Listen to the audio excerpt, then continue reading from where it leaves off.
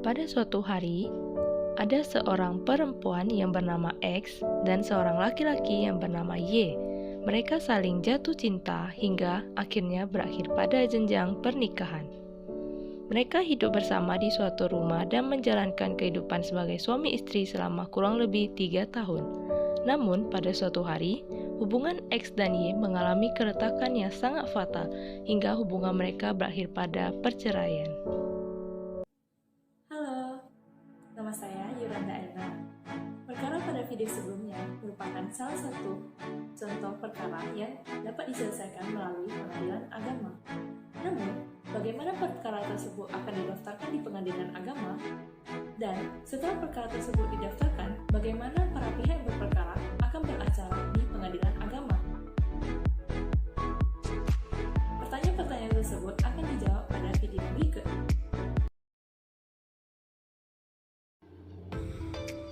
Prosedur pendaftaran di pengadilan agama. Tahap yang pertama, pihak yang berperkara datang ke pengadilan agama dengan membawa surat gugatan atau surat permohonan. Tahap yang kedua, pihak yang berperkara mendatangi petugas meja pertama dan menyerahkan surat gugatan atau surat permohonan minimal 2 rangkap. Untuk surat gugatan ditambah dengan sejumlah tergugat yang dicantumkan di dalam surat gugatan. Tahap yang ketiga, petugas meja pertama memberikan penjelasan yang dianggap perlu berkenaan dengan perkara yang diajukan dan menaksir panjar biaya perkara dan kemudian dituliskan di surat kuasa untuk membayar. Tahap yang keempat, petugas meja pertama menyerahkan kembali surat gugatan atau surat permohonan kepada pihak yang berperkara beserta dengan 3 rangkap surat kuasa untuk membayar. Tahap yang kelima, pihak yang berperkara menyerahkan surat gugatan atau surat permohonan beserta dengan surat kuasa untuk membayar kepada pemegang kas.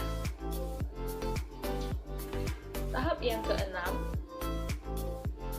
pemegang kas menandatangani surat kuasa untuk membayar, membubuhkan nomor urut perkara dan tanggal penerimaan perkara di dalam surat gugatan atau surat permohonan dan surat kuasa untuk membayar. Tahap yang ketujuh,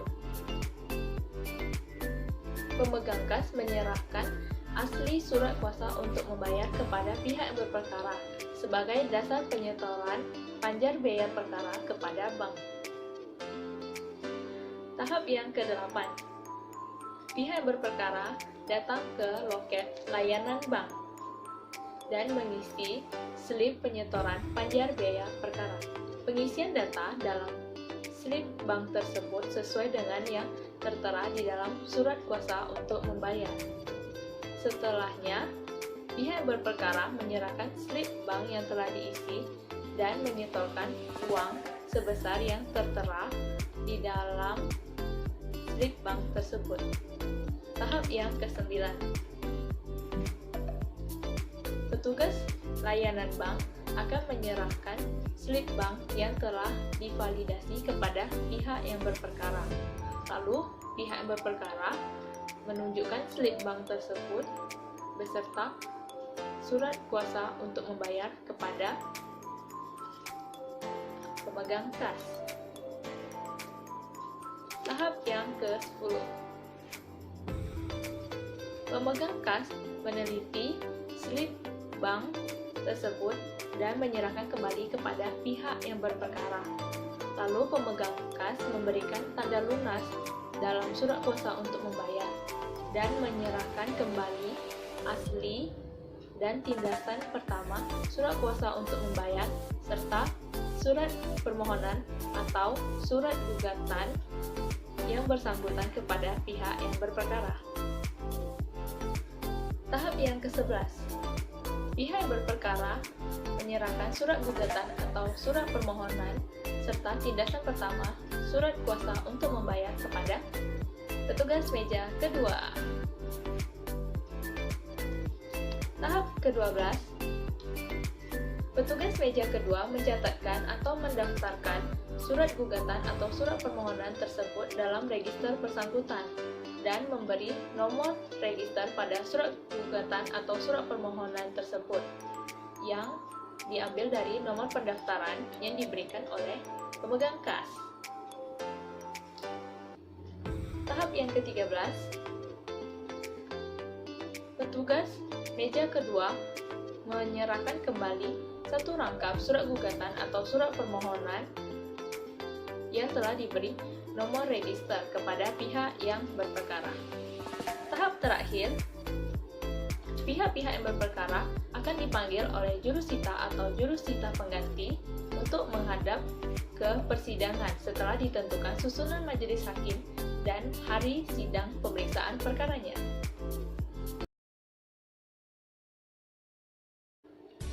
Prosedur beracara di pengadilan agama. Setelah perkara selesai didaftarkan, maka penggugat atau pemohon dan tergugat atau pemohon akan menunggu surat panggilan untuk menghadiri persidangan. Ketika mereka sudah menerima surat panggilan tersebut, maka tahap pemeriksaan perkara di pengadilan agama akan dimulai. Tahap yang pertama, yaitu upaya perdamaian.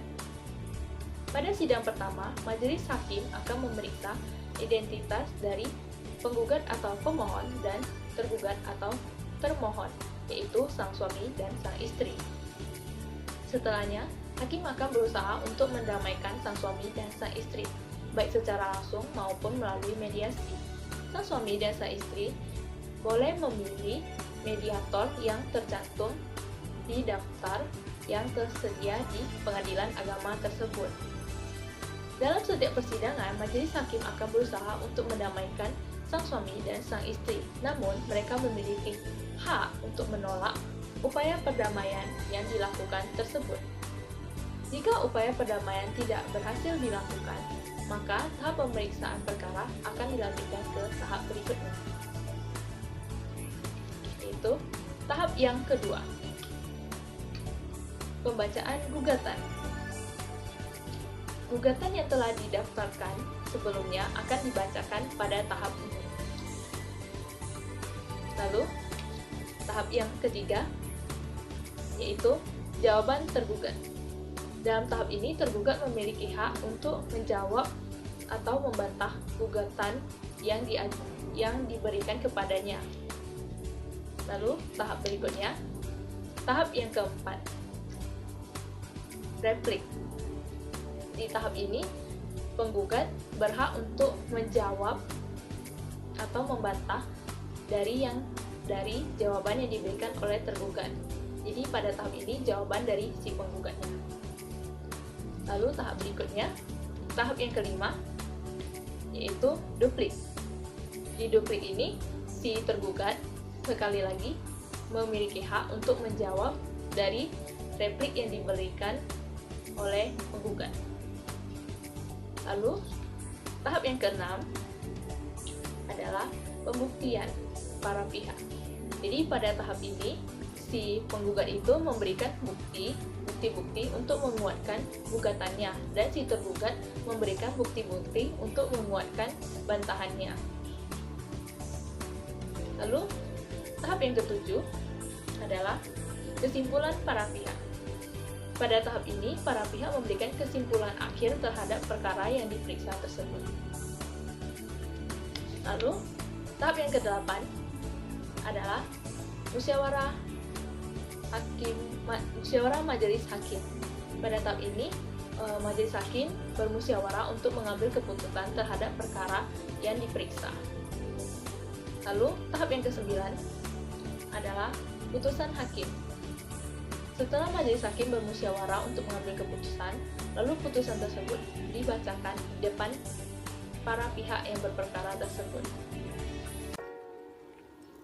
Setelah perkara diputus, pihak yang merasa tidak puas atas putusan tersebut dapat melakukan upaya banding selambat-lambatnya 14 hari setelah perkara diputus atau diberitahukan. Untuk perkara permohonan talak, setelah putusan berkekuatan hukum tetap, pengadilan agama akan yang pertama, menetapkan hari sidang ikrar talak. Yang kedua, memanggil pemohon dan termohon untuk menghadiri sidang ikrar talak. Yang ketiga, jika dalam tenggang waktu 6 bulan setelah ditetapkan hari sidang ikrar talak, suami atau kuasa hukumnya tidak melaksanakan ikrar talak di depan sidang, maka gugurlah kekuatan hukum penetapan tersebut dan perceraian tidak dapat diajukan berdasarkan alasan hukum yang sama. Setelah sidang ikrar talak dilaksanakan, maka akta cerai dapat dikeluarkan. Untuk perkara cerai gugat, setelah putusan berkekuatan hukum tetap, akta cerai dapat dikeluarkan. Untuk perkara lainnya, setelah putusan berkekuatan hukum tetap, maka pihak yang berperkara dapat meminta salinan putusan.